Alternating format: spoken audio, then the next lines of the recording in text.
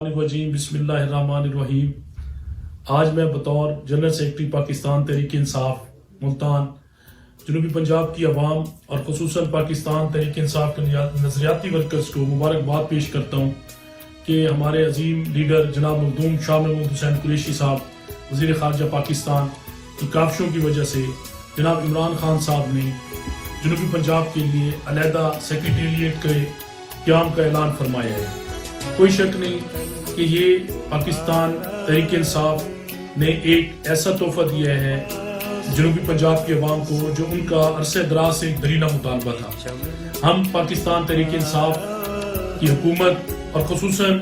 جناب مخدوم شاہ محمود حسین قریشی صاحب اور ان کی پوری ٹیم کے شکر گزار ہیں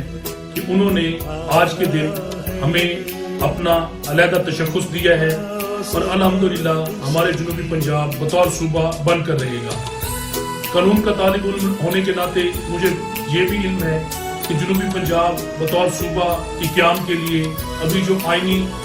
جو شکیں ہیں وہ پوری کرنی پڑے گی اور اس کے لیے جو کانسٹیٹیوشنل اسمبلی ہے اسے ایک بل پاس کروانا پڑے گا۔